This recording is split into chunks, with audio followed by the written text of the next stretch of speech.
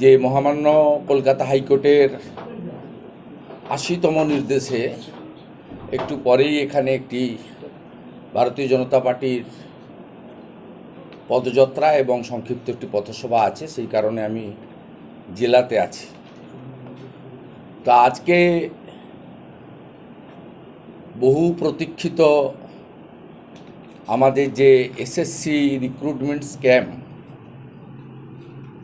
যা নিয়ে কলকাতা হাইকোর্টে তদানীন্তন বিচারপতি, আজকের প্রাক্তন বিচারপতি অভিজিৎ গাঙ্গুলি মহোদয়ের এজলাসে একটি অদম্য সাহসী আমাদের বঞ্চিত কর্মপ্রার্থী বোন প্রথম মামলা করে এর সূচনা করেছিলেন। সেটা আপনারা সবাই জানেন যে ওয়েটিং লিস্টে তার নাম ২ নম্বরে ছিল, তার নাম বাতিল করে ফরওয়ার্ড ব্লক থেকে তৃণমূলে যোগদান করানো পরেশ অধিকারীর মেয়েকে চাকরি দিয়ে প্যানেল ভাঙা থেকেই এর প্রথম সূত্রপাত। এবং অনেকেই অনেক তথ্য জানতেন না, পরে পরে সবাই জেনেছেন। অভিজিৎ গাঙ্গুলি মহোদয়কে তার বিচারপতি থাকাকালীন এজলাস বয়কট, এজলাসে তালা লাগানো, এজলাস ঘেরাও করা, তৃণমূলপন্থী আইনজীবীদের দিয়ে তৃণমূল কংগ্রেসের লোকেরা এবং মুখ্যমন্ত্রীর ঘনিষ্ঠরা এই কাজগুলো ২২ সাল থেকে করেছেন। এবং এই যে প্রথম তিনি দীর্ঘ হিয়ারিংয়ের পরে যে মামলা তিনি প্রত্যেকটা অর্ডার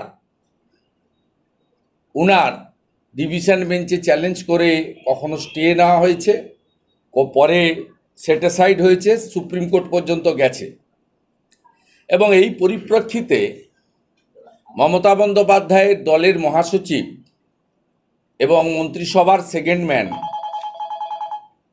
পার্থ চট্টোপাধ্যায় এবং পুরো হায়ার এডুকেশন ডিপার্টমেন্ট সুবীরেশ বাবু সহ, এসকে সিনহা সহ, কল্যাণময় গাঙ্গুলি সহ পুরো ডিপার্টমেন্টটাই জেলে গেছে ক্রমান্বয়ে। এবং মহামান্য সুপ্রিম কোর্টে অভিজিৎ গাঙ্গুলির মহোদয়ের কিছু মন্তব্য এবং তাকে টার্গেট করে রাজ্য সরকারের আবেদনের পরিপ্রেক্ষিতে কোর্ট অভিজিৎ গাঙ্গুলিকে, তদানীন্তন বিচারপতি আজকের প্রাক্তন বিচারপতিকে, এই মামলা সংক্রান্ত বিষয় থেকে সরিয়ে রাখেন। ডিভিশন বেঞ্চ তৈরি হয়। সেই ডিভিশন বেঞ্চ গত বছর সম্পূর্ণ প্যানেলকে বাতিল করেন। প্রথমত অভিজিৎ গাঙ্গুলি মহোদয়ের যে জাজমেন্ট ছিল, সেই জাজমেন্টে কিন্তু ৭,০০০-এর কাছাকাছি অবৈধভাবে নিয়োগ হওয়া লোকেদের বাতিল করার কথা বলা হয়েছিল। কিন্তু সেই জাজমেন্টটাকে পলিটিক্যাল বলে, বায়াসড বলে রাজ্য সরকার চ্যালেঞ্জ করে ডিভিশন বেঞ্চ এবং সুপ্রিম কোর্টে যান। এবং পরবর্তীকালে রিকনস্টিটিউট ডিভিশন বেঞ্চ একই জিনিস হয়, যেহেতু রাজ্য সরকার যোগ্য অযোগ্য বাছাই করেননি এসএসসিকে দিয়ে, তাই সম্পূর্ণ প্যানেল বাতিল করতে জাজেরা বাধ্য হয়।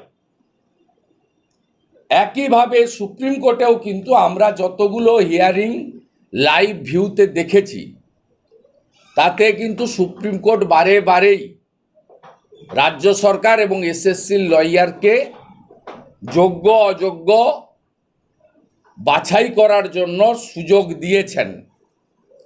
এবং আমরা ভারতীয় জনতা পার্টির বিধায়করা, যা আমার সোশ্যাল মিডিয়া হ্যান্ডেলে আপনারা দেখেছেন, পুনর্বার আমি দেখাচ্ছি, ৩০শে ডিসেম্বর এসএসসি অফিসে আমরা গিয়ে করজোড়ে বিনীতভাবে অনুরোধ করেছিলাম যে আপনারা 6-7 হাজার অযোগ্য বা অবৈধ অর্থের বিনিময়ে রিক্রুটমেন্ট রুলস বাদ দিয়ে নিয়োগ করেছেন। এদের আলাদা করুন, দিয়ে 18-19 হাজার যারা বৈধ তাদেরকে সেভ করুন। এসএসসি চেয়ারম্যান বর্তমানে যিনি আছেন মিট করেননি, পালিয়ে গেছিলেন। সচিব আমাদের সঙ্গে মিট করেছে। আপনারা দেখুন, আমরা সেদিন থেকেই বলছি, তখন 7ই জানুয়ারি ডেট ছিল। আজকে এপ্রিল মাসের 3 তারিখে জাজমেন্ট এলো। এই সুযোগ রাজ্য সরকারকে কলকাতায় ডিভিশন বেঞ্চও দিয়েছিল, সুপ্রিম কোর্টও দিয়েছিল। রাজ্য সরকার এই বিষয়ে করে, কারণ রাজ্যে তো সরকার নেই। একটু আগে যিনি প্রেস কনফারেন্স করেছেন, চোরের মায়ের লম্বা গলা, একটু আগে ইনি রামকে অ্যাটাক, বামকে অ্যাটাক, ঘুরিয়ে ফিরিয়ে অনেককে অ্যাটাক করেছেন। কিন্তু মূল যে জায়গাটা,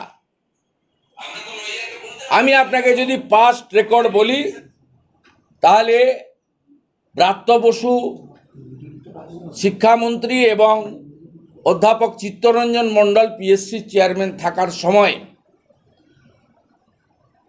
আমার যেটুকু দেখা বা জানা আছে, এ ধরনের কাজ তারা করতে দেননি।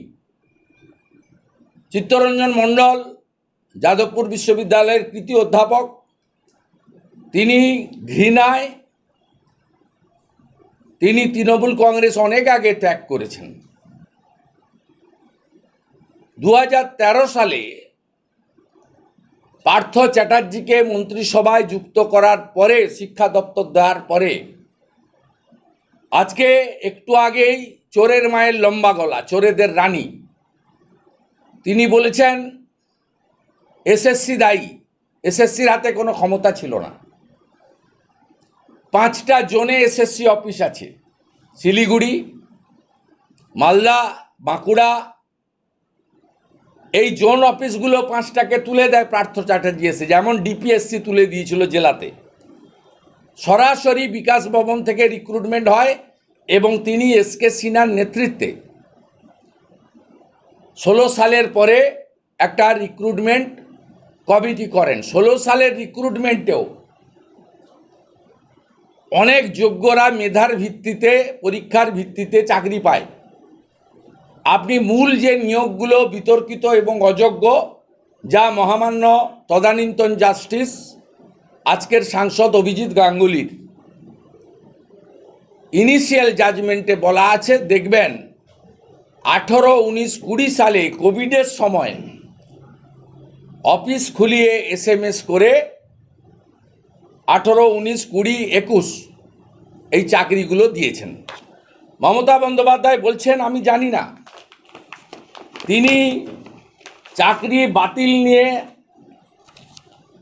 দায়ী করছেন অভিজিৎ গাঙ্গুলিকে, বিকাশ ভট্টাচার্যকে, ঘুরিয়ে ফিরিয়ে আমাদেরকে।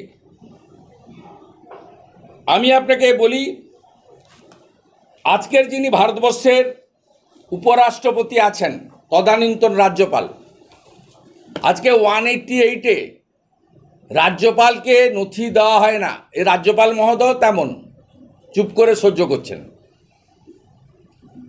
তদানীন্তন রাজ্যপাল আজকের উপরাষ্ট্রপতির কাছে ক্যাবিনেটের সব নোট পাঠাতে বাধ্য হতো। তিনি আটকে দিয়েছিলেন। 5ই মে 2022 এই ক্যাবিনেটের নোট মমতা ব্যানার্জির কাছে অভিজিৎ গাঙ্গুলি মহোদয়ের প্রাইমারি জাজমেন্টের পরে পরেশ অধিকারীর মেয়েকে চাকরি দিতে গিয়ে প্রথম ধরা পড়ে এই হিউজ করাপশন। সেখানে চেয়ার করেছে কে? সেই মিটিংয়ে চেয়ার করেছেন মমতা বন্দ্যোপাধ্যায়।